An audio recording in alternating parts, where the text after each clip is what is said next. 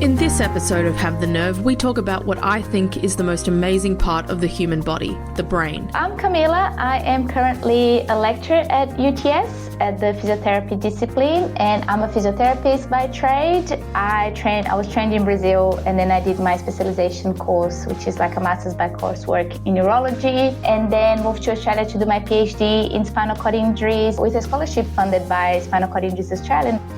Hi, my name's Hannah. I'm a physiotherapist. Been working with NeuroMoves for 5 years now, and prior to that I worked in musculoskeletal practice as well as working across some of the hospitals, specifically the more rehabilitation-based ones in Adelaide.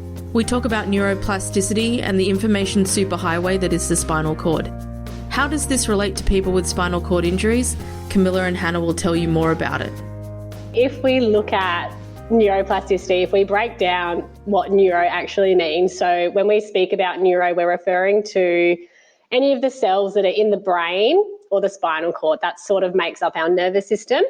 And then plasticity is essentially the ability to change or mold. So when we combine these words, we essentially are looking at the nervous system's ability to change and mold.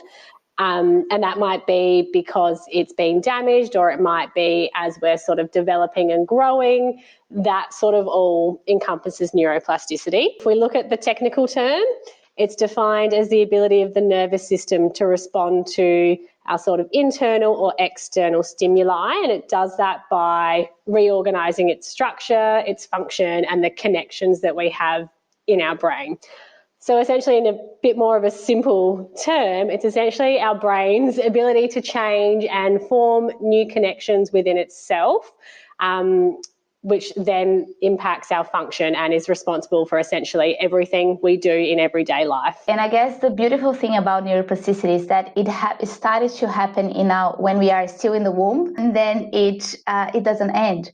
So we are able to learn throughout our whole lives. Our brain changes according to the experience that we are exposed to.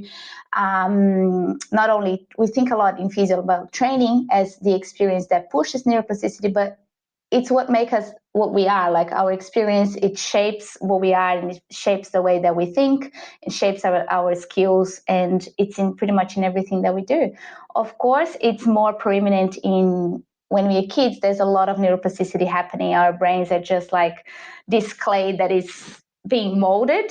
After the age of 25, we start to have decreased number of neurons, but there's still potential for new connections and new networks should be formed. And it doesn't finish as we get older. It gets less, maybe more difficult to activate to form new pathways, but it's always present, even before we are born, all the way to end of life. Cool. So how does this translate to motor and body function? Does anyone want to talk to that? So the skills that we've learned through neuroplasticity.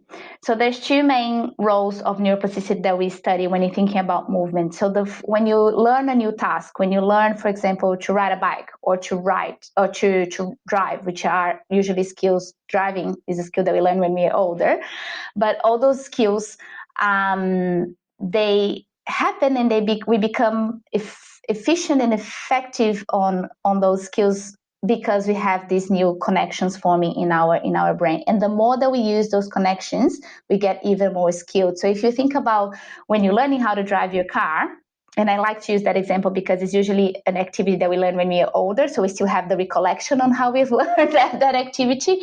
So at the beginning, like you're thinking about everything. So first thing that I have to do when I get into the car, how I'm going to move this car around. So everything is very taxing in your brain because you still don't have those connections formed. Once you do it more and more and more, so pretty much after a few months that you're driving, you don't even think anymore what your feet are doing, what your hands are doing. You can listen to music while you're driving. You can talk to people while you're driving. And this becomes quite automatic because the more that we use those pathways, the stronger they get and easier a movement, easier a task becomes. So that's the main thing when we're learning new tasks. The other aspect of neuroplasticity is when we have an injury. So we know that our brain, our spinal cord, our nerves, they respond to an injury in a way that our body is always trying to recover.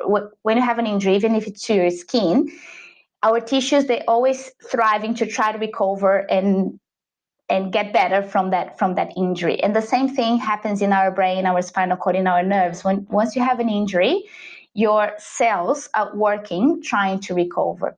What happens often is, especially in the spinal cord, is that the cell environment, the chemical environment in the spinal cord, quite often is not so favorable to neuroplasticity, and the inflammation process that is often trying to keep those cells alive inhibit the neuroplastic processes, but they're still there, they're still possible. And I guess what we're trying to learn is how do we yield this process through exercise, through medication, through cell replacement, which is the case of the stem cells. In the brain, we know much more. We've learned how to induce neuroplasticity in the brain, so the connections are there because imagine like in the brain you have several networks of neurons, right? Whereas in the spinal cord, you still have several networks, but you have less networks in that smaller space when you compare the brain to your spinal cord. So when you think about the brain, you think about like the train system in Tokyo. You have so many connections and so many lines and so many different platforms, whereas the spinal cord is a train system with less platforms and less train lines. So with so many train lines in the brain, it's easier to get to point A to point B. You have many more options.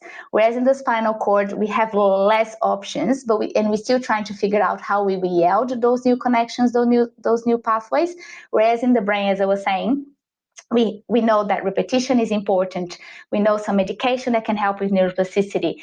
We know much more about the mysteries of that in the brain. And for the spinal cord, we're still trying to decipher all of that.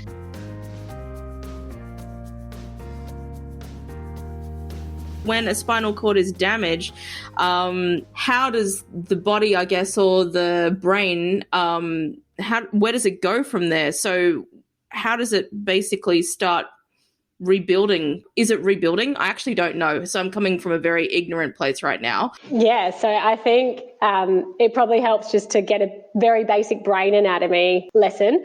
So essentially, as Cam was saying, within our brain, we've got all these little pathways, which we call synapses, but that's what's essentially linking all of these amazing little networks and all these actions that we've learned and all that sort of thing. So when one of those is damaged, so for example, when we have damage to the brain, essentially what our brain starts to do straight away is try and go another way. So if you think about going, we always use traffic, think about going on a highway, you've got this express way to get from A to B. So for example, if we're thinking someone who is walking, we've got this automated pathway, A to B. If that pathway then gets damaged, our brain sort of starts trying to work out this new way to get from A to B. So it might say, okay, we can't go down this highway.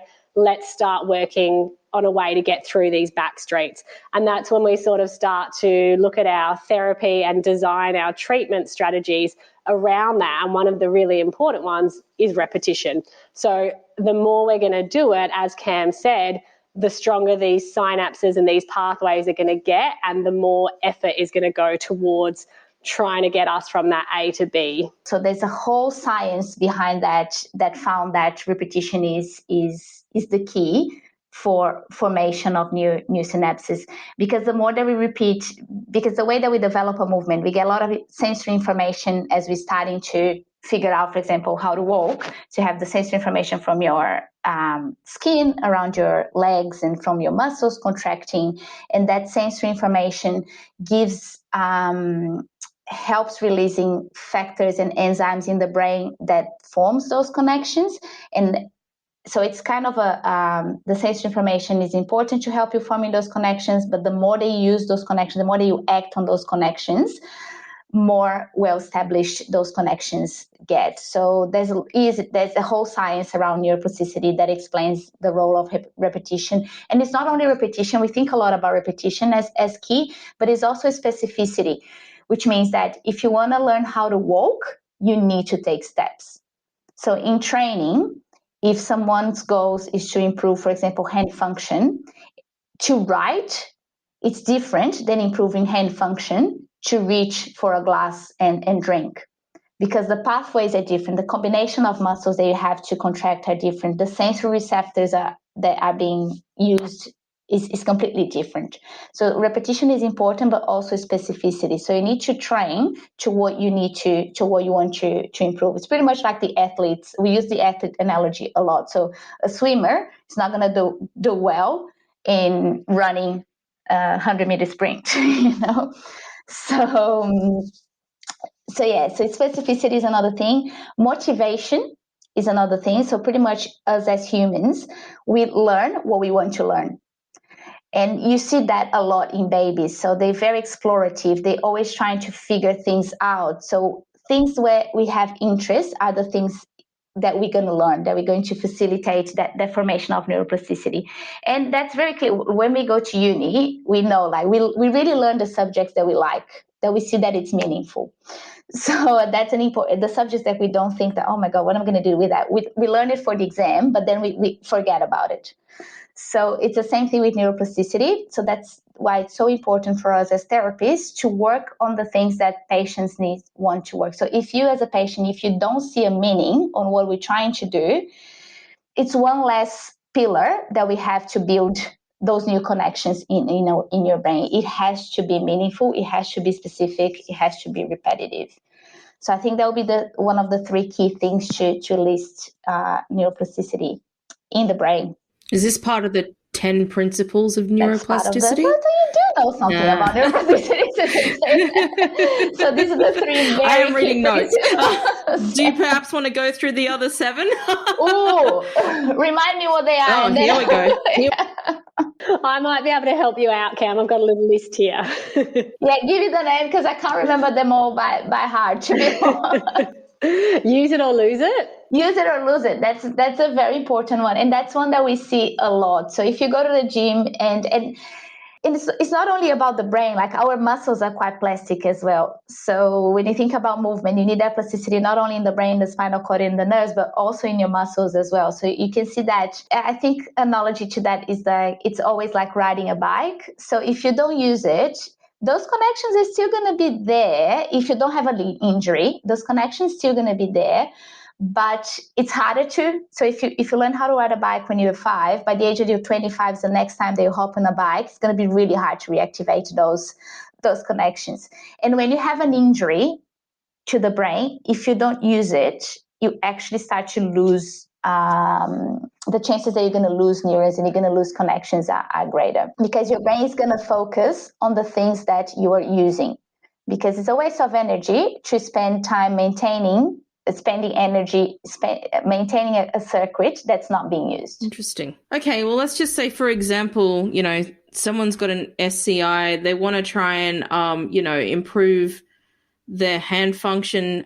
Am I gathering by what you're saying that the repetitive nature and the specificity of the exercise needs to be very task specific? So if you're holding a cup versus holding a pen versus lifting something, I don't know, I'm just making stuff up now. So it would have to be quite task specific. And so, like, I guess what I'm asking next is, how do you keep the motivation for your clients to be like, I definitely am okay with, like, I don't know, whether it's opening or closing, or whether it's, doing this over and over and over again to try and keep that motivation as therapists?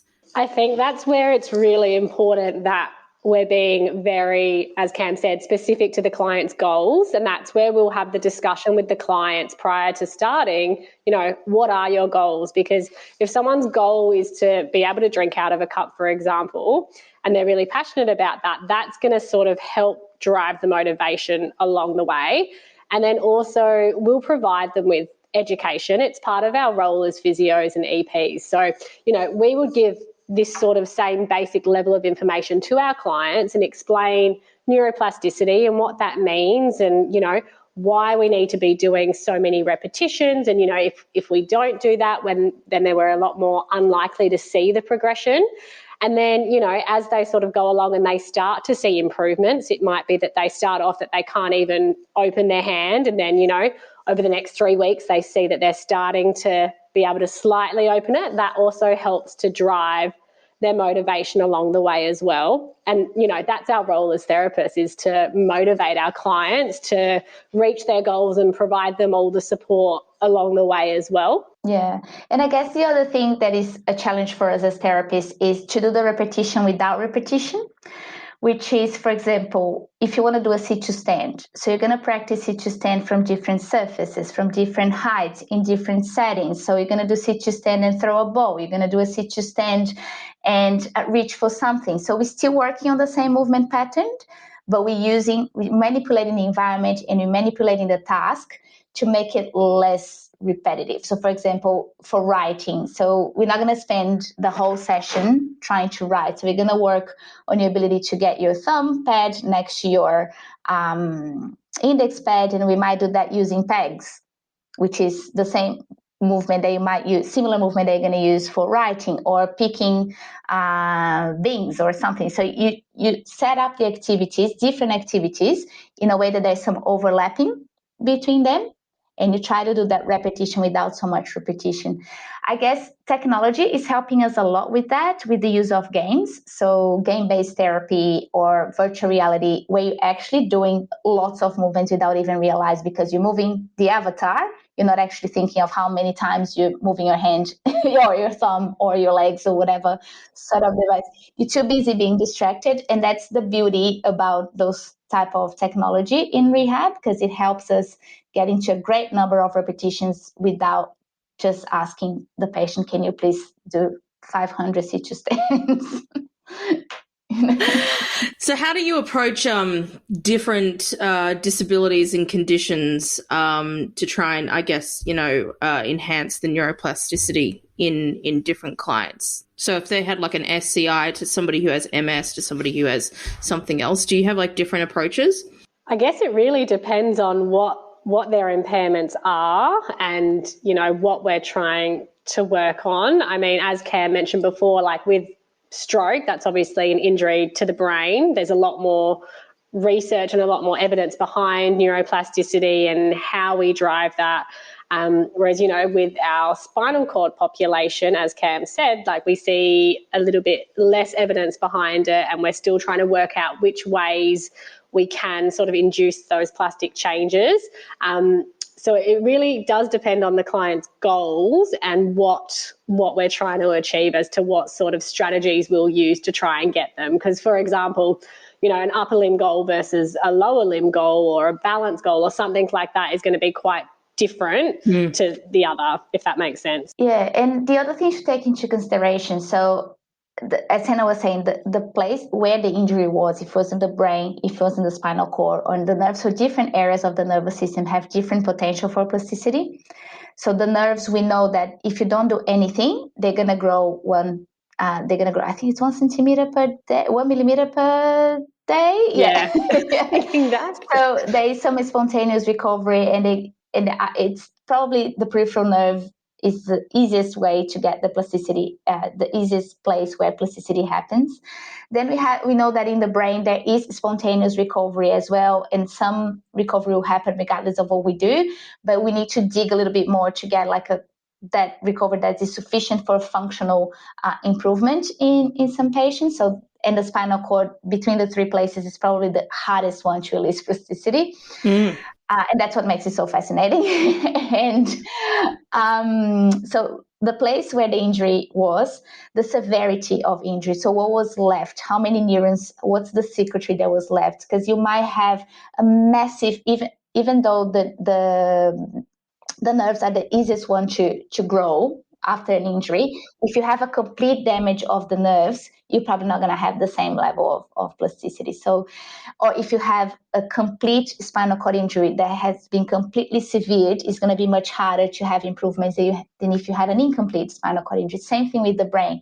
Sometimes we see some traumatic brain injuries or massive hemorrhagic strokes where the potential for plasticity gets very limited because the injury just affected too much of the structure. So the size of injury and also age. We know that younger brains have more potential for neuroplasticity than older brains and older nervous system. So these are three key things that we need to take into consideration. What do you mean by older? Like, what is the age of an older person? Well, there's no cutoff really in terms of when. So we know that by the age of 25, at the age of 25, we start to lose more neurons at the fastest rate than what we had, than we were losing before. So, but there's, as I said, there's still potential, but that potential, because aging makes us lose neurons, the older the person, I can't give you like a cutoff of when it's in adults, but as we age, we decline in number of neurons. So what conditions do you mainly treat? Because it's not all just spinal cord injury. Essentially, we're open to all neurological conditions, but I guess the ones that are most common, that are most prevalent in society as well, is stroke, our traumatic or our acquired brain injury, multiple sclerosis, Parkinson's, cerebral palsy, or motor neuron disease. But, you know, there's a huge amount of other conditions which aren't as sort of prevalent, but we still see a lot of those come through the clinic as well. I guess something that we do specifically at NeuroMoves in the approach that we take to help drive neuroplasticity with, I guess, all of our neurological clients, is to try and really promote recovery and plasticity through having less compensation, you know, a lot more weight bearing throughout our sessions to try and really increase that sensory feedback that the body's getting. You know, more tasks that are going to be really functional and excite the nervous system to promote these changes. You know, as therapists, we're really hands-on, so providing, again, those tactile sensory cues to our clients, as opposed to sort of having a more hands-off approach. So really, I guess, driving the movements that we're wanting them to learn so their brain can relearn the correct way to do something. Because what we do see as well is that, you know, if someone does have an injury, they might pick up certain compensation strategies to do something. So, you know, someone, for example, who has a lot less use of their left leg might start to only, you know, rely on their right leg because it's stronger, which is fair enough. But then, you know, that pathway in the brain that is telling your left leg to do the work starts to get used less and less, so it becomes less active, as Cam was saying. So then we need to sort of reteach that left side, hey, wake up, we want you to start working again now. So that's where, you know, as therapists, when we're retraining someone to walk, we might, you know, we'll be on their left leg and control it in the way that we want it to go, in the correct movement pattern, as opposed to what their body might be sort of wanting them to do from what they've learned without having access to, you know, all of their muscles, for example. Just trying to eliminate that learned behavior, I guess, because it's, you know, they thought that there was no choice but to, but instead there's another way. Yeah. Yeah, because it can sort of go the other way, neuroplasticity. You know, we can learn behaviors that aren't particularly good for us as well. So, you know, it's about trying to get rid of those pathways that we don't want as well and make the ones that we do want stronger. Yeah. And sometimes it's not always that, not all the time the compensations are villains. Sometimes they are the only way to get the person functioning. So, for example, you've tried, because when you think, for example, someone in a wheelchair, they're compensating for the lack of movement in their lower limbs. And in that case, being pushing a wheelchair is what's going to get the person out and about. And then that compensation is desirable because it's better to be in a wheelchair than being not moving around. And that will have will bring much more health problems than having someone in a wheelchair. So what we try in rehabilitation is to try to stimulate that neuroplasticity as much as possible, to try to get those muscles as strong as possible.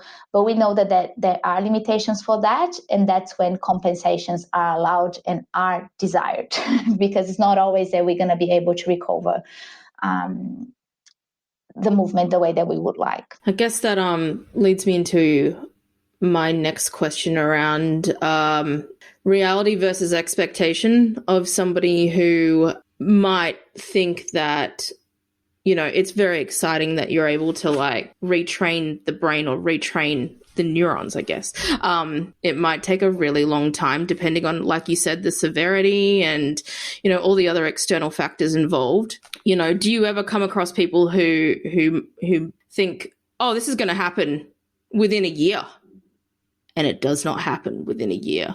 And how do you try and, I guess, build the realism of the situation in the client to just sort of go, well, this is still an important goal, but it's going to take a while. Yeah, exactly as you just said. It's really about educating the client here, which again, we might spend half a session just having these conversations with people, because it is really important to set realistic expectations. And it's, we're not here to crush anyone's hopes, but it is important that they understand that it is a process. And before they could, if their goal was, say, to walk, before they could even get to that stage, we first need to be able to sit up. So, let's focus our attention on that. If we reach that goal, we can then, discuss what's next from there. It is a really challenging part of our roles, is because, everyone, of course, wants to achieve their goals. And sometimes, as Cam said, there can be so much damage that we can't actually get to that particular goal. So, again, it's really about educating someone, giving them sort of the information so they can try and process it, and just supporting them along the way as well.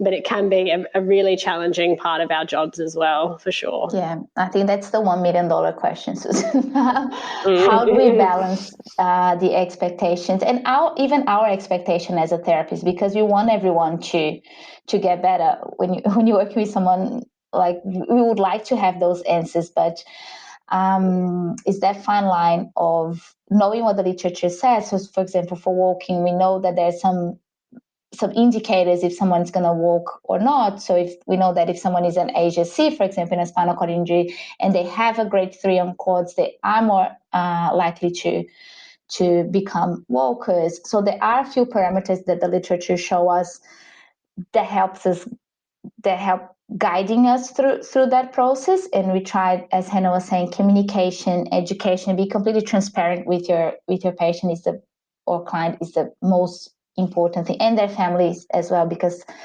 the families are usually involved in that process as well. And I guess we work with people that their goal is to go back to walk, and we might work with them, and that might take years and years, and it may be walking just a couple of steps. It may not be walking independently in the streets, for example. And there are some clients that they might even have some movement on their legs, and they just say, okay, I'm happy with that. I want to be on a wheelchair. I want to just get out and about, and I don't have more time to spend in rehab. I want to move on with my life, and that's perfectly fine. It's not, Could you just can you just take the people through what an ASIA scale is? Because even though I have a disability, I still don't really know what it is. Yeah, it's a lot of letters and numbers to define things, right?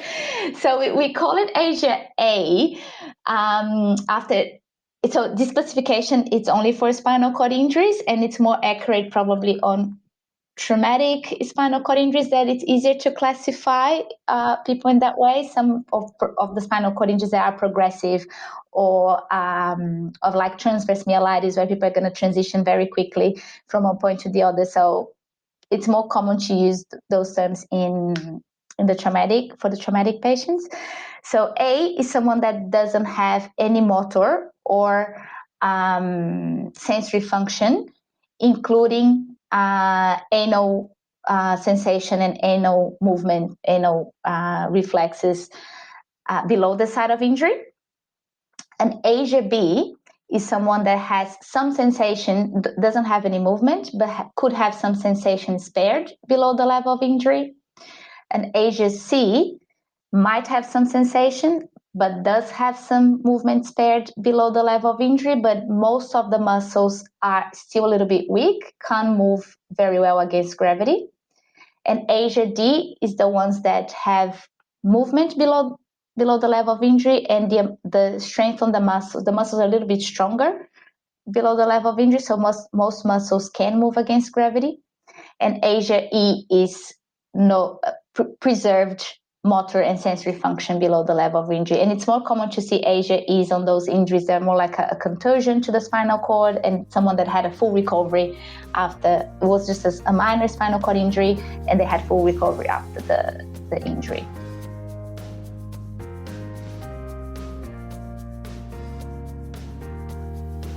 Over the course of, I guess, you guys either lecturing or in your work as physiotherapists, what sort of research or changes in approaches over the past, 10 to 20 years have you seen for, neuroplasticity? For me, I guess coming with a little bit less experience than Cam, I was taught at uni about neuroplasticity. So, it is really quite recent. Like if we're, it was established a while ago, but up until recently, so in the last sort of 10 years that I've been through university, we were taught from the get-go about neuroplasticity and sort of where the research is at. And I'd say sort of probably within the last 10 years, like what we know now is what we probably knew then as well. Cam might be able to shed a bit more light on from her studies as well. Yeah, so when I went to uni, which is a bit, which was 18 years ago now, and so we've learned about neuroplasticity, but we've learned that neuroplasticity was only possible in the brain and that it was limited. When it came to the spinal cord, we've learned that, and that was possible in the peripheral nerves. When it came to the spinal cord, we've learned that the spinal cord was hardwired and that no changes were possible in that structure. So there are some new, not so new anymore, but in the past 30 years, there has been a little bit of a change in paradigm. We still don't have interventions delivered worldwide to enhance the plasticity of the spinal cord. But what we've learned in the past 30 years in terms of research is that the spinal cord has been underestimated for quite a long time. So that idea that it is hardwired, that once it's injured, it's changing, which is great. So we're starting to see some more therapies now to elicit the levels of plasticity. Now we know that plasticity can happen in the spinal cord, not as easily as in the brain and in the peripheral system. And we're learning how to tap into that potential of the spinal cord. Because before we used to think that there was only like a bunch of neurons connecting the brain with the nerves and muscles, and now we know that it has a rich circuitry of neurons that respond to an injury. Okay, and the other thing that we've learned lately was in relation to the complete injuries, because we would classify as a complete injury, a spinal cord injury that was completely transected, so no more connection between the parts that were injured.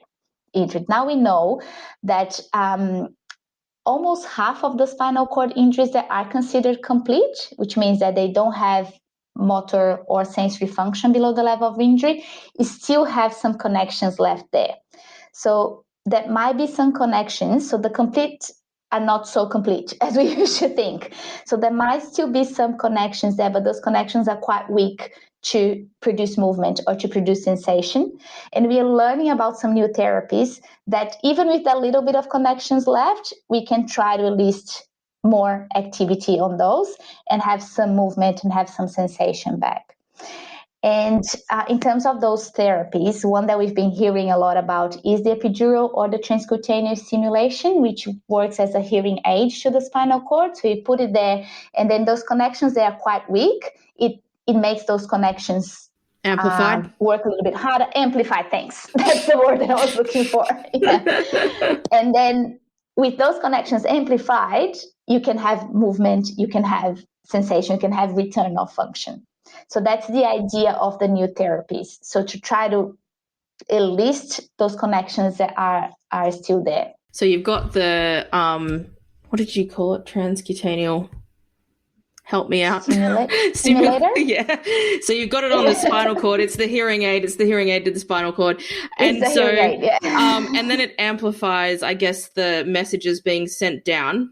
So then it's building stronger connections. So then when you take away the hearing aid, it's still able to, not as much, or? That's the whole idea. So the whole idea is with training. So you'd get the hearing aid there, switch it on, which is actually electrical current that could be applied directly to the spinal cord in the epidural space, which is the space between, not inside the nerve, but just next to the nerves, where the nerves are in the spinal cord.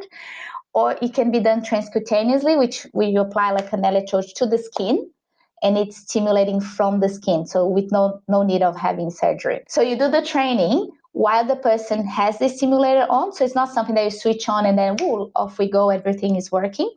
So it requires training, it requires that repetition, that specificity. So the muscles and the nerves relearn what they have to do to produce movement, and the receptors relearn what they have to do to produce sensation.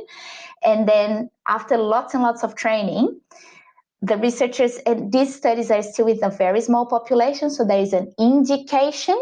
We can't say that this is certain, that it's evidence-based. The evidence is growing. So, but what we've seen is that in studies with small number of people, that after a lot of training, people can rely less on the electrical stim, so you can reduce the amount of assistance that the stimulator is giving. And some people were able to still have some movement even when the stimulator is completely off. We still don't know when because these are studies that I'm talking about with less than 10 people in it. So it's very early days. Is it less than 10 people because it's just really hard to find people with, like, I guess my question is, when you're doing these sorts of studies, is it people who are of a certain SCI level, or do they have to have a certain amount of functional motor in order to be able to qualify for these studies? Yeah, so eligibility criteria can be a thing. And the other thing is that those studies require long-term follow-up, and it takes time to recruit people to do like studies like that requires lots of training. You need an army of therapists to be able to deliver this therapy for 10 people at one time. So sometimes you have protocols of 4 or 6 weeks, but you can only have one patient at a time because you don't have staff to get everyone trained. So that's usually why it takes so long. So the researchers, they usually publish for the first 4 patients, the first 5 patients, but the studies are still happening. It's just that it takes time to accumulate a good number of people to get like those big sample sizes. So with this sort of research that's currently in progress, some of it in Australia, lots of it in Australia, when you're talking about the Asia scale or complete or incomplete spinal cord injury, can they still qualify for? Yeah. In America, so the studies that they've done in America, they've done with complete people. So the studies from Professor Susan Harkim and Professor Reggie Edgerton in walking and in increasing upper limb function, they both done studies in complete injuries, which is absolutely great. The study that is being doing here in Australia with the eWalk trial, it's being done with people with incomplete injuries. So one of the eligibility criteria is that they have to be able to take one step independently or one step with assistance. So it could be, they don't need to be fully able to walk or be super strong on the lower limbs, but here in Australia, they're targeting the incomplete injuries first. I think the idea is I'm not involved in those studies, but I believe that the idea is to expand to complete injuries, but they just decided to start with the incomplete injuries. I just wanted to add, like, from a clinical perspective, I've worked with a client who has had one of these epidural stimulators in, and he was a complete injury, and it really is just absolutely fascinating and amazing to work with him because, you know, when this stimulator was off and you'd ask him to move his legs, he'd have absolutely no function at all. Whereas when the stimulator was on, you know, we worked with him 3 to 4 times a week over, say, a 2-year period. By the end of it, with his stim on, he was able to use his upper limbs and help himself stand up. And for him, as, you know, Cam mentioned previously, like, that didn't mean that he was now going to try and walk everywhere in his daily life or stand up all day, because it's not energy efficient. It required a lot of energy for him to be able to do that. It was tiring. He would be sweating bullets. But for him, it just meant, you know, he might be able to stand up and reach his toothbrush and then brush his teeth while he was standing, or he might be able to just stand up at the bar and grab his beer and then, you know, sit down.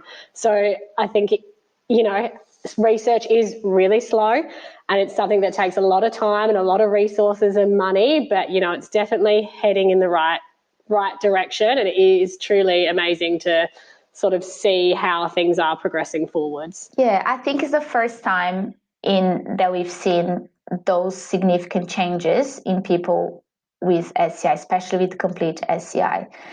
As I said, we still don't have the long-term follow-up studies that will say what's going to happen with the people in 10, 20 years' time. We still don't have studies with a large amount of participants in. but I think it's a good start. We are where we've never been before. I remember like reading a lot about stem cells, and everyone having a lot of hope in stem cells, and we haven't seen those changes with the stem cells like we're seeing now with the stimulator. So it's definitely a very exciting times for spinal cord injury research.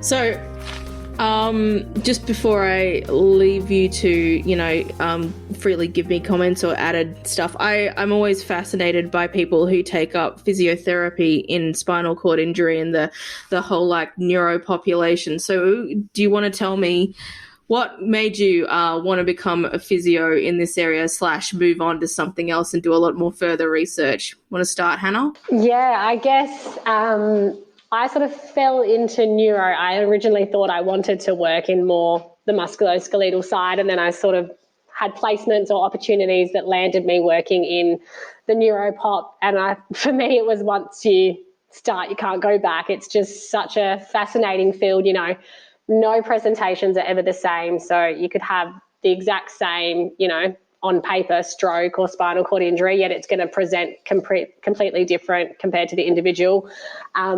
And I just think being able to support people through this journey in their life, a lot of people with neurological conditions, it's such a challenging time in their life. So to be able to provide them with some support and guidance through it is just such a privilege.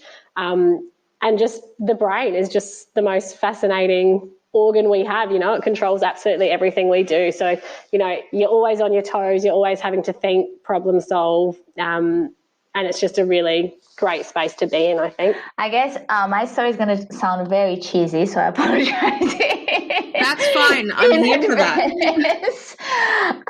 To me, was when I was around 6 or 7 years old, I watched a telethon, and they were raising money for a rehabilitation center in Brazil. And that was probably the first time that I saw people, especially kids, in wheelchairs. And then I remember telling my mom that I would like to work with people in wheelchairs.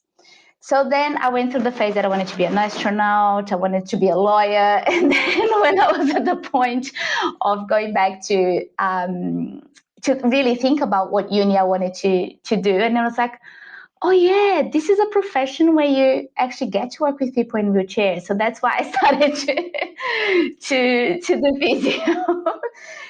And then once I started physio, I always knew that I wanted neuro. I always knew that I wanted to work with people with disability. It was just something that clicked in my brain, and I just couldn't see any other path, very inflexible. And that's what I'm going to do. And that's where I am today. So these days I'm not so clinical anymore, unfortunately, because I really love to do the clinical work. But through research, I get to see clients. And then when I decided to do my PhD, it was because I wanted to do research, to help creating knowledge, and to help hopefully improving the outcomes for people with disabilities. It just comes back to your comment earlier about how, you definitely, children definitely click on to something when they're younger, and they're like, yeah, I'm going to be that person. Yeah, that's right.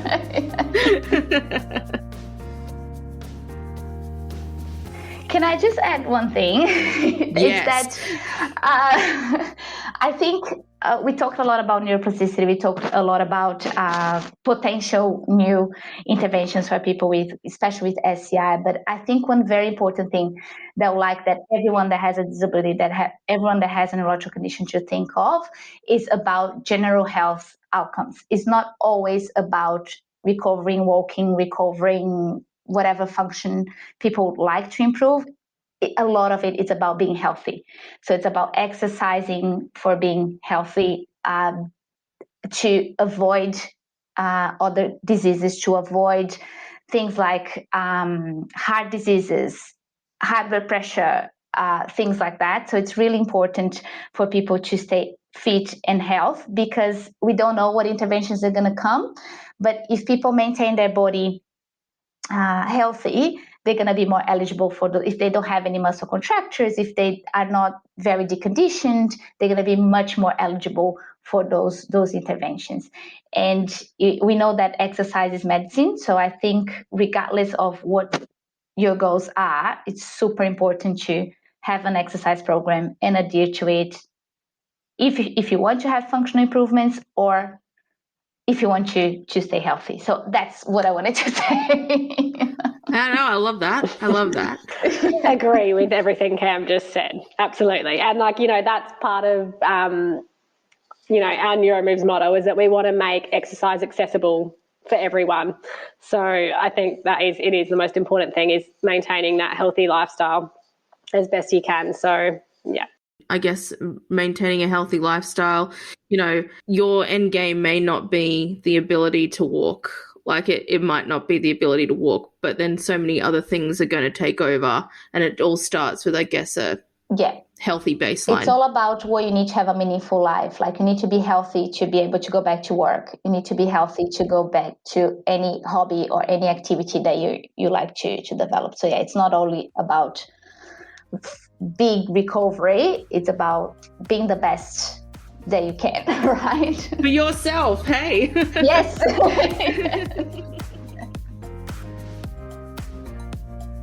Thanks for listening to this episode of Have the Nerve. If you're listening to this on Spotify or Apple Podcasts, give this show a 5-star rating and review. It helps more people find us. This episode has been written, produced and edited by me, Susan Wood. Logo art by Kobe Ann Moore. For more information about anything we've discussed, including the eWalk trial and Project Spark, check the show notes in this episode. And if you'd like to help us spread the word for Have the Nerve a little bit more, that person that you've had a crush on for ages but you don't know what to say? Well, a great icebreaker is to tell them about me and this podcast and that they should listen to it. And now you'll have something to talk about. So you're welcome.